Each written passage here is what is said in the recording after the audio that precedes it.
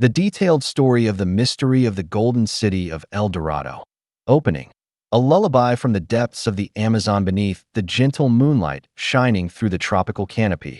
I'm so delighted to welcome you to a captivating story where we'll explore the mystery of the golden city of El Dorado, a legend that has enthralled countless adventurers for centuries. A warm and heartfelt hello to everyone. I hope you're ready to join me on a serene and mystical journey. Close your eyes and let the rustling leaves in the breeze, the trickling sound of a distant stream, and the soft chirping of birds deep in the forest guide you into a tranquil dream. We'll wander through the dense jungles of the Amazon, listen to ancient tales of indigenous peoples, and feel the mystique of a golden city shimmering somewhere in the mist. This story will be very long, very detailed, with in-depth analyses of its mysteries, yet gentle enough for you to relax and drift into a peaceful slumber, where dreams of gold and jungles will softly embrace you. Part 1. The origin of the El Dorado legend. The myth of the gilded man. Let's transport your mind back to the 16th century, when Spanish ships first set foot in South America, carrying dreams of gold and glory. We're in the Cundinamarca Highlands, in what is now Colombia, the territory of the Muisca people, an indigenous tribe renowned for their exquisite gold craftsmanship. The Muisca lived in small villages nestled between lush green mountains, alongside fields of corn and sweet potatoes, with crystal-clear streams flowing through, reflecting the sunlight like ribbons of silver. They were a people who cherished nature, believing that the earth, water, and sky all possessed spirits, and they often held ceremonies to honor their gods. Among their rituals was a sacred ceremony known as the Gilded Man ritual, El Hombre Dorado, a tradition that would later become the seed of the El Dorado legend. This ceremony took place whenever a new king was chosen to lead the tribe, often in the spring, when flowers bloomed vibrantly and the air was filled with the scent of earth and sky. Imagine an early morning as the sun just begins to rise, its first golden rays piercing through white clouds, making the waters of Lake Guatavita, a sacred lake nestled between mountains, sparkle like a silver mirror. A light mist still clings to the lake's shores, creating an ethereal scene, as if this place were a bridge between the human world and the realm of the gods. The new king, a tall man with a solemn face and eyes bright as stars, stands on a wooden raft adorned with vibrant wildflowers, golden orchids shining like the sun, red roses as vivid as blood, and quetzal feathers shimmering green like emeralds. His body is covered entirely in gold powder from head to toe, gleaming like a sun god descended to earth. Before the ceremony begins, he has undergone days of purification, bathing in cold spring water and praying in a small stone temple, where the smoke of aromatic tree resin rises, blending with the crisp morning air on the lake's shores. The Muisca gather in full, elders with white hair tied back with leather cords, children with sparkling, curious eyes holding their parents' hands. They wear garments woven from cotton, decorated with spiral and sun patterns symbolizing life and light. A group of priests, dressed in long robes embroidered with eagle motifs, stand on a stone platform, beating wooden drums and playing bamboo flutes, creating a melody both solemn and enchanting. The steady rhythm of the drums echoes like the heartbeat of Mother Earth, blending with the clear notes of the flutes, reverberating through the mountains like a call to the gods. The king raises his precious offerings high, small gold statues of eagles, jaguars, and crocodiles, necklaces adorned with deep green emeralds, and gold masks carved with sun faces, their eyes made of glossy black obsidian. He offers prayers to the gods of earth, water, and sky, thanking them for bountiful harvests, clear streams, and the protection they've granted the tribe. Then, with slow and reverent movements, he casts each item into the lake, watching them sink into the deep green waters like stars falling from the sky. When he leaps into the water, the gold powder on his body dissolves, blending with the lake, creating a shimmering glow as if the water itself radiates a golden light, reflecting the morning sun in a magical display. The Spanish, upon hearing this story from indigenous captives they enslaved, were swept into a gold fever.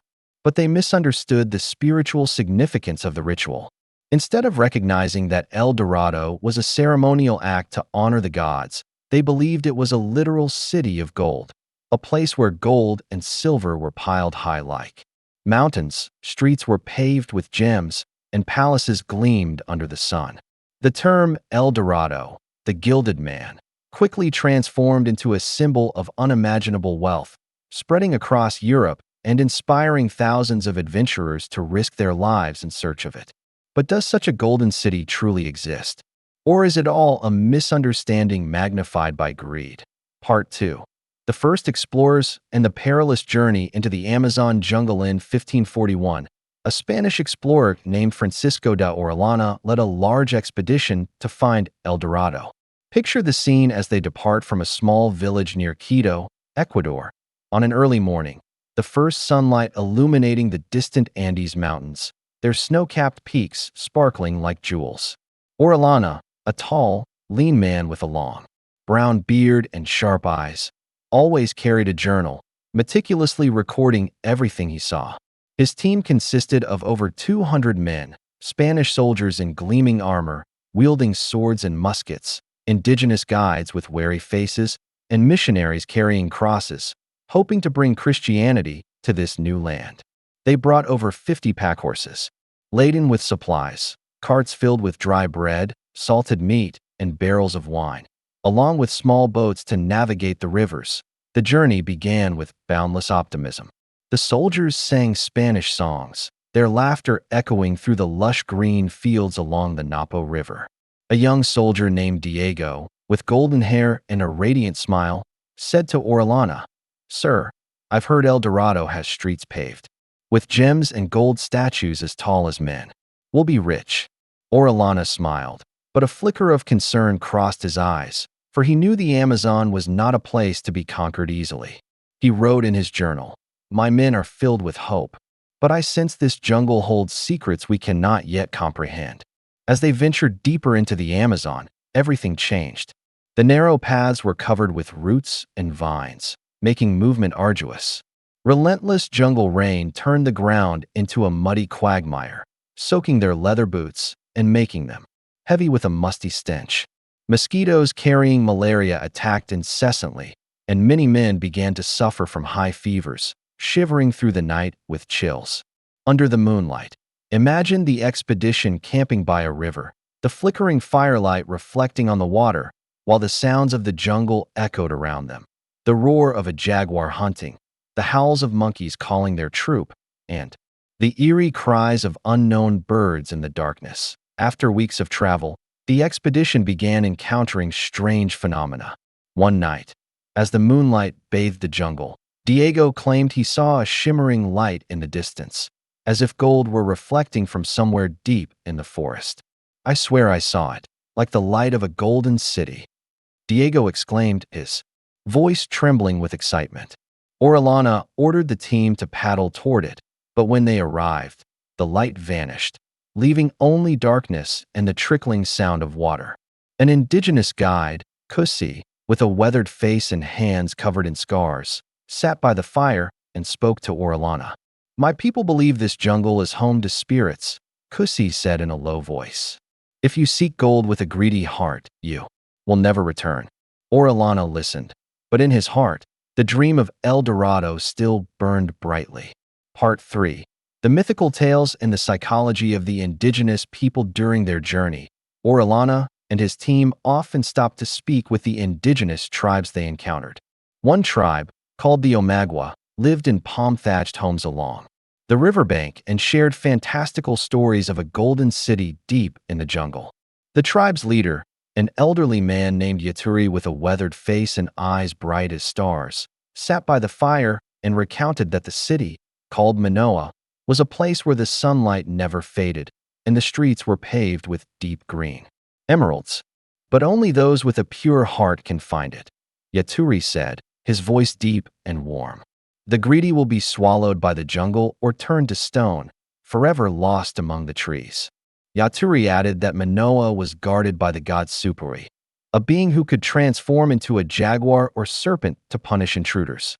He said the Omagua had seen golden light from afar, but never dared approach, believing it was the light of the gods, not of men. One night, as Orellana's team camped near Omagua territory, a soldier named Miguel reported hearing drums echoing from deep within the jungle, as if a large gathering were taking place. "I swear it was the sound of a great city," Miguel said, his voice shaking. Orellana led a small group to follow the sound, but after hours of trekking through the jungle, they found only an empty clearing with faint footprints, as if someone had been there but vanished without a trace. Another tribe, the Yanomami, shared a similar legend with a different twist. The Yanomami leader, an elderly woman named Iara with long black hair and a necklace of seashells, said that Manoa wasn't a city of gold but a sacred place where their ancestors' spirits gathered. "The light you see isn't gold, but the light of the spirits," Iara said, her voice soft. "If you try to take it, you'll be cursed, and the jungle will never let you go." Orellana listened, but greed clouded his judgment, and he thought Iara was merely hiding the gold for her tribe. Part 4. Tragedies and the mysterious disappearances of the expeditions. The quest for El Dorado was not only filled with mystery, but also tragedy.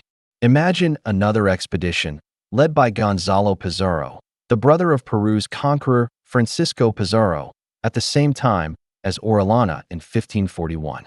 Pizarro, a Spanish nobleman in shining armor with an arrogant gaze, led 300 men, including 4,000 indigenous people forced to serve as porters, along with hundreds of pigs for food, into the Amazon from eastern Peru. They carried sharp swords, muskets, and an unwavering belief that El Dorado awaited them. But the Amazon did not welcome them. Torrential rains fell ceaselessly, turning the ground into a muddy quagmire, causing their provisions, bread, salted meat, and dried beans, to rot quickly, emitting a foul odor. Mosquitoes carrying malaria and yellow fever attacked relentlessly, felling dozens of men with high fevers that left them delirious, claiming they saw golden figures in the jungle. A soldier named Pedro, his face drenched in sweat and lips cracked, whispered to his comrades, "I saw a golden statue in my dream. It called me into the jungle." The next morning, Pedro was gone, leaving behind only a rusted sword by the riverbank. Local tribes, unwilling to let foreigners invade their land, attacked with poison-tipped arrows, killing many soldiers in agony, their skin turning purple and their breaths faint. One night, as moonlight lit Pizarro's camp, a soldier named Juan claimed he heard laughter echoing from the jungle, as if someone were mocking them. "I swear it was the laughter of a demon," Juan said, his voice trembling.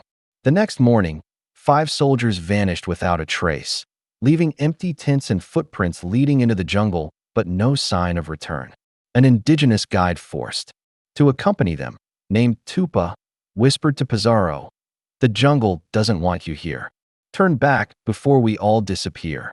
After months of hardship, Pizarro and Orellana decided to split their group. Pizarro returned empty-handed, with only a third of his team remaining, their bodies gaunt and eyes hollow. Many had died from disease, starvation, or attacks by indigenous tribes. Orellana continued down the Amazon River but never found El Dorado. His journal recorded strange moments. One night, he heard singing from the jungle, as if a crowd were gathering, but when he approached, there was only darkness and the rustling of leaves. Another soldier, also named Pedro, claimed he saw a golden statue in the river with emerald eyes, but when he tried to retrieve it, he was swept away by the current and never returned. Orellana wrote, "I don't know if the jungle is deceiving us or if some force is protecting El Dorado from us."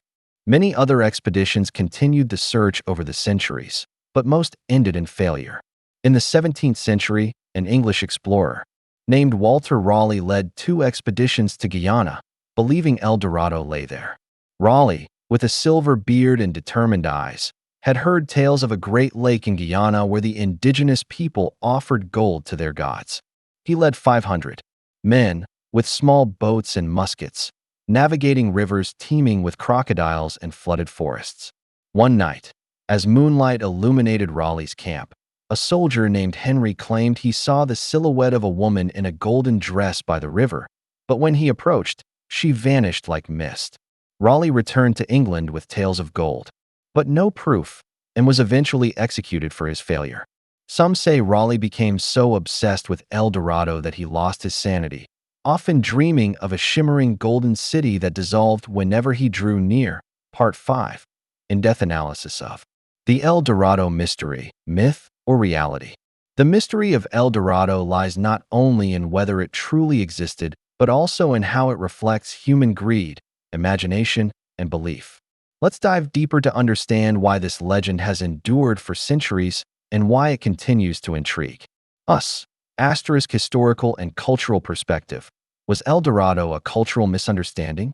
Some historians argue that El Dorado was a cultural symbol of the Muisca, misinterpreted by the Spanish. The Gilded Man ceremony at Lake Guatavita was a spiritual ritual where the Muisca offered gold to seek protection from their gods.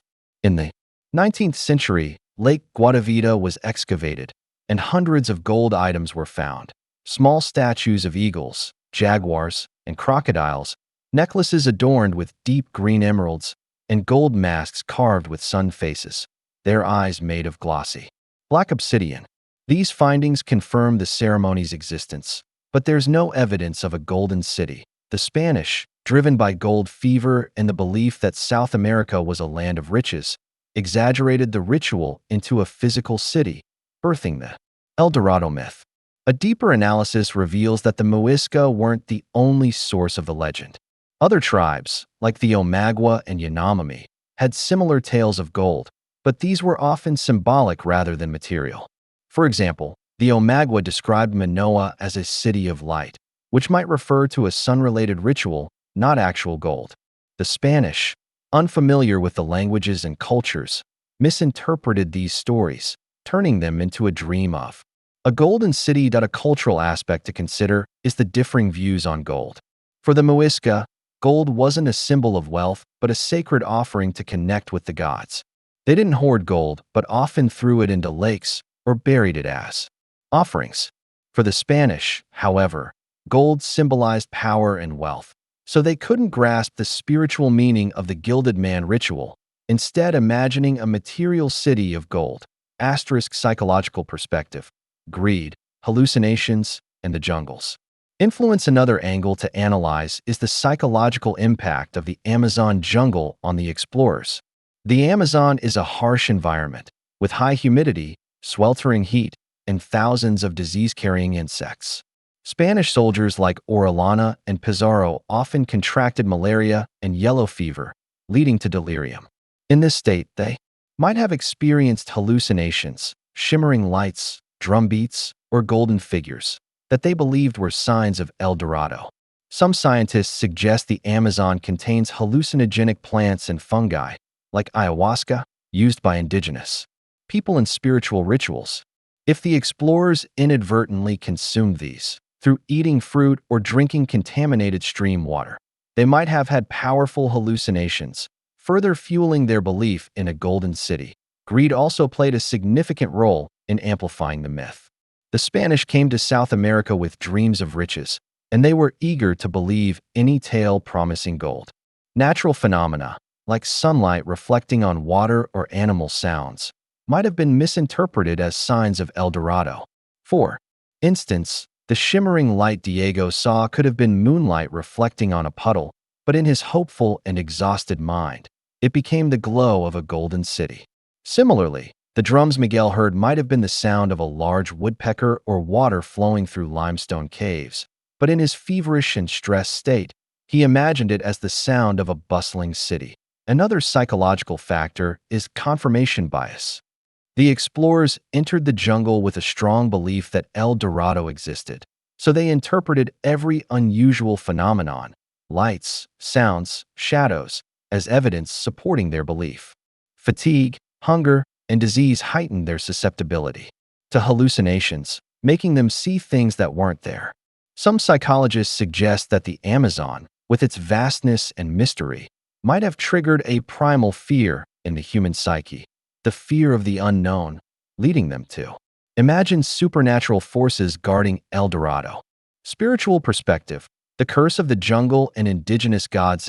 more spiritual perspective is that El Dorado might be protected by jungle gods or an ancient curse. Indigenous people believe the Amazon was home to gods like Supri, a being who could transform into a jaguar or serpent to punish intruders, or Yakamama, a giant serpent guarding the rivers.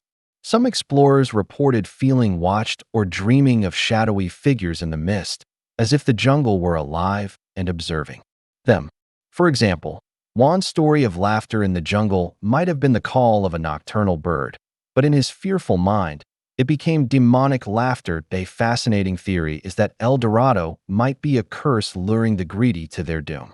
Many expeditions vanished without a trace, and local tales say that on foggy nights, their ghosts still wander the jungle, calling out for El Dorado.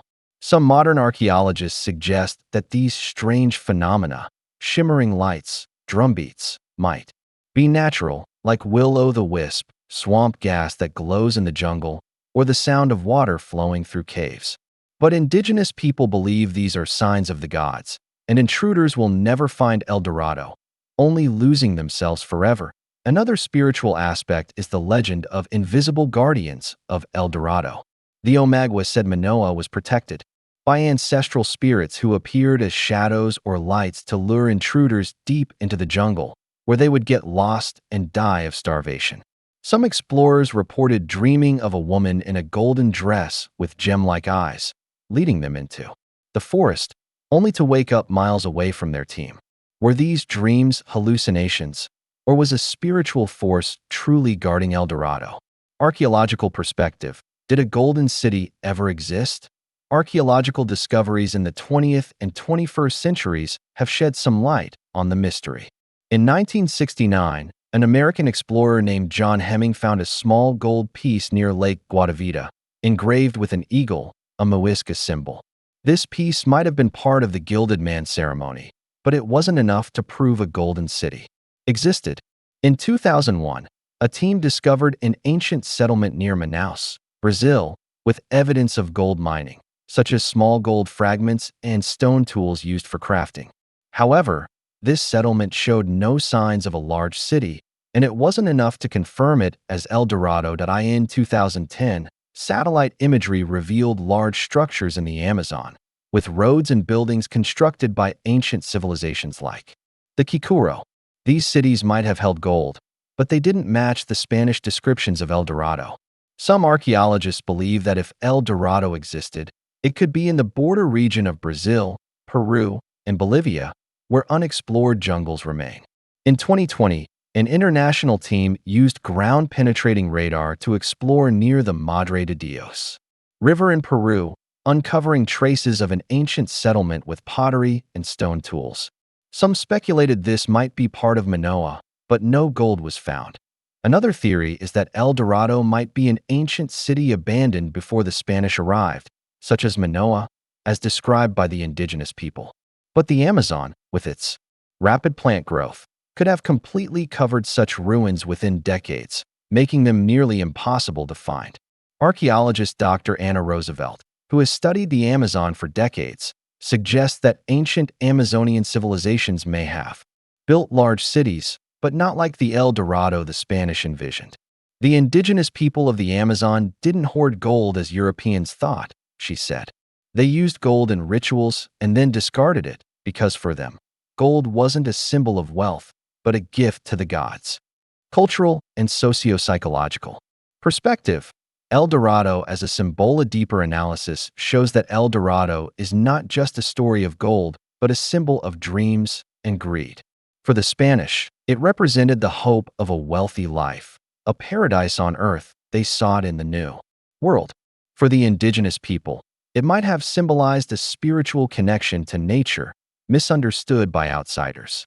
The El Dorado myth also reflects the socio-psychological dynamics of the colonial era, where greed and curiosity drove exploration, but also led to the destruction of many indigenous cultures, like the Muisca, who were exploited and massacred by the Spanish. The El Dorado also symbolizes the unattainable, a dream humans yearn for but can never reach.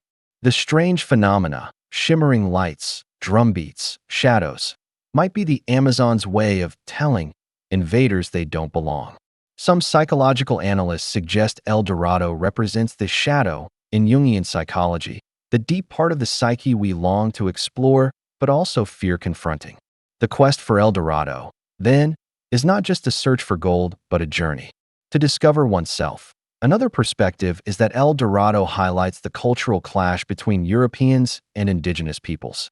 The Spanish viewed the world through a lens of material wealth and power, while the indigenous people saw it through a lens of spirituality and harmony with nature. The misunderstanding of El Dorado exemplifies this divide, serving as a reminder that sometimes the values we seek aren't material but lie in deeper meaning. Scientific and environmental perspective. The Amazon and its natural mysteries. A more scientific perspective suggests the Amazon naturally produces phenomena that led explorers to believe El Dorado existed. For example, will-o'-the-wisp swamp.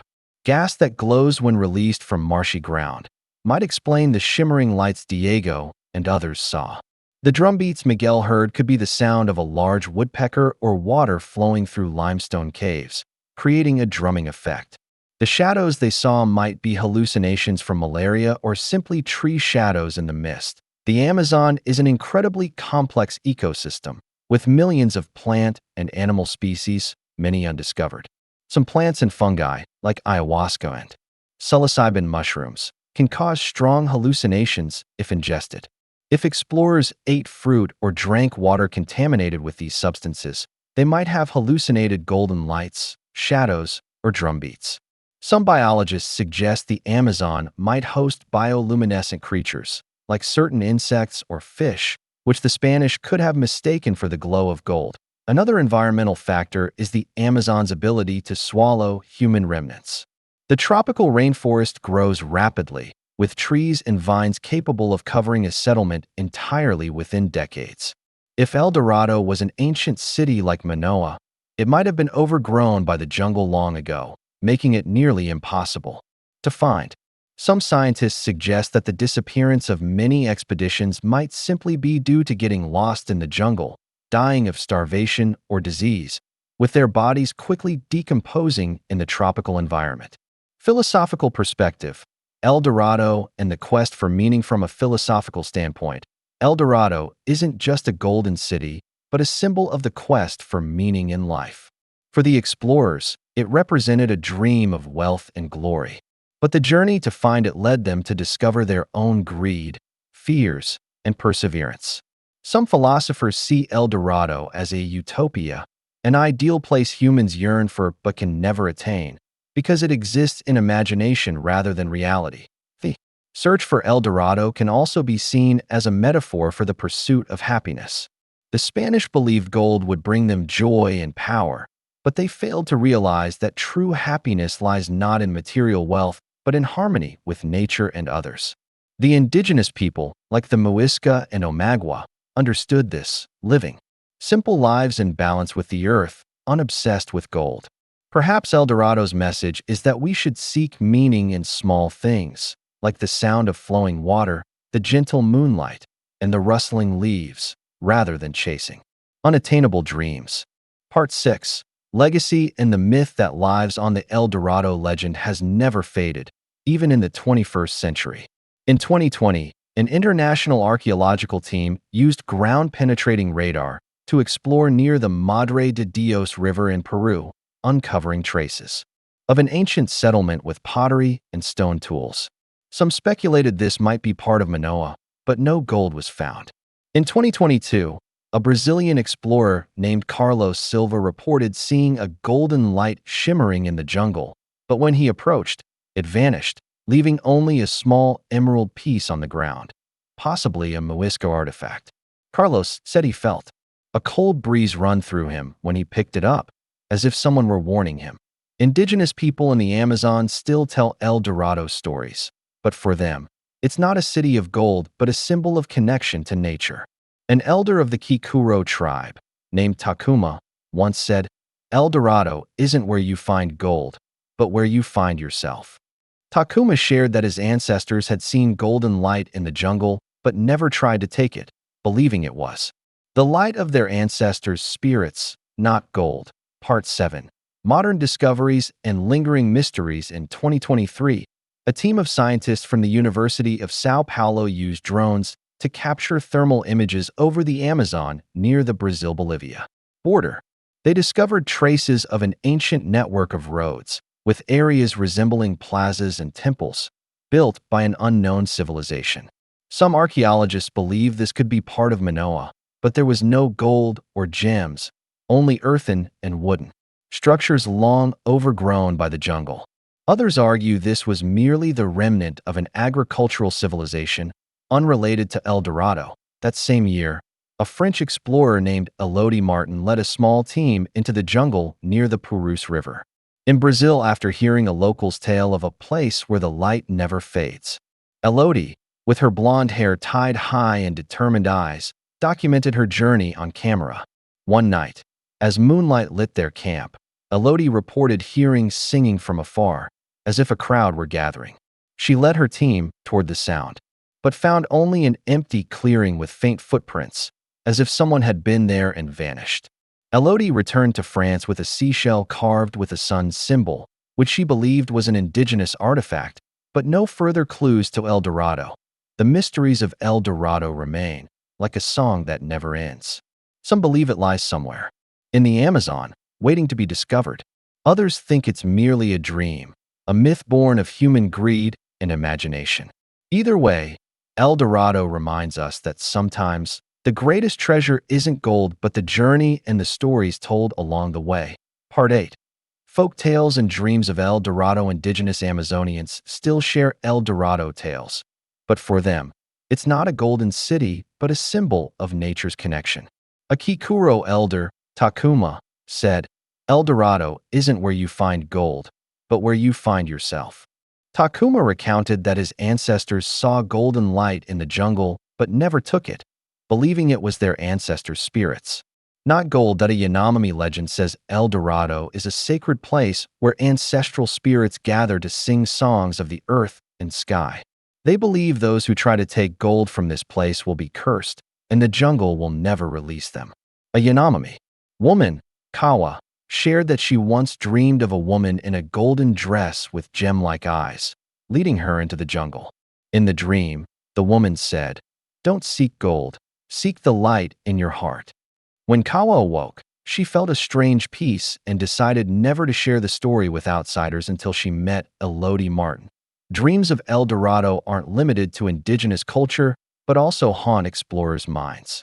Walter Raleigh, before his execution, said he dreamed of a shimmering golden city with gem-paved streets and towering statues, but each time he approached, it dissolved like mist. Some believe Raleigh's dream stemmed from his obsession with El Dorado, while others think it might have been a message from the Amazon, telling him he could never reach that dream. Part 9. El Dorado in Modern Culture and its Symbolic Meaning. The El Dorado myth has transcended time, becoming part of modern culture. It appears in books, films, and video games, like DreamWorks' The Road to El Dorado, 2000, or the game Uncharted, Drake's Fortune, 2007, where characters search for a hidden golden city in the Amazon. In these works, El Dorado isn't just a city of gold but a symbol of adventure, discovery, and sometimes greed. In literature, El Dorado has been used as a metaphor for unattainable dreams. Voltaire, in his novel Candide, 1759, depicted El Dorado as a utopian paradise of peace and wealth, but the protagonist left it to seek happiness in the real world. Voltaire used El Dorado to critique human greed and naivety, suggesting true happiness lies not in material wealth but in harmony with life. That El Dorado's symbolic meaning has evolved over time. During the colonial era, it represented greed and exploitation of the New World by Europeans. In modern times, it symbolizes exploration and the human desire to push beyond limits. Some philosophers see El Dorado as a Jungian shadow, the deep part of the psyche we yearn to explore but fear confronting. The quest for El Dorado, then, is not just for gold but for life's deeper meaning. Part 10. Closing, a lullaby. From El Dorado beneath the gentle moonlight, imagine Francisco de Orellana paddling down the Amazon River, his eyes burning with hope, the trickling water sounding like a lullaby. The ghosts of explorers still wander the jungle, calling for El Dorado, but perhaps they'll never find it. El Dorado is more than a golden city. It's a dream, a legend, and a journey of self-discovery. Let the rustling leaves, the flowing water, and the chirping birds in the deep jungle lull you into sleep. Dream of a shimmering golden city, hidden somewhere in the mist, with gem-paved streets and towering statues. But also remember that sometimes the greatest treasure isn't gold, but the journey we've shared and the stories told under the moonlight. Wishing you a peaceful night with Dreams of El Dorado, where the Amazon forever keeps its secrets.